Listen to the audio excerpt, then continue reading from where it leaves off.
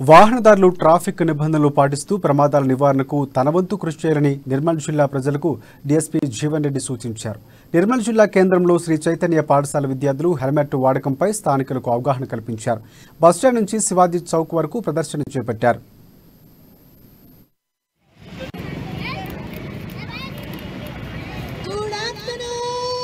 Shivaji Chowk Shri Chaitanya school పిల్లల ద్వారా helmet awareness కల్పించడం జరుగుతుంది. చాలా మంది పోలీసు వాళ్ళకి భయపడు లేకుంటే చాలా నుంచి తప్పించుకోవాలని హెల్మెట్ వాడతారు. కానీ హెల్మెట్ అనేది పోలీసు వాళ్ళ గురించి కాకుండా మీ గురించి అని తెలుసుకోవాలి ప్రజలందరూ.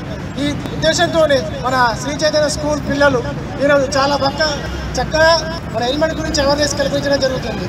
ప్రతి ఒక్కరూ హెల్మెట్ ధరించి వారి యొక్క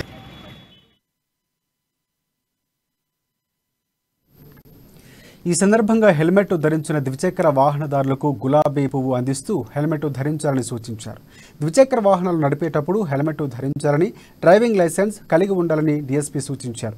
హెల్మెట్ ధరించడం భారం కాదని, బాధ్యత అని గుర్తించాలని సూచించారు. ఈ కార్యక్రమంలో ట్రాఫిక్ ఎస్ఐ రాజశేఖర్, పాఠశాల ప్రిన్సిపల్ జగతిరెడ్డి తదితరులు పాల్గొన్నారు.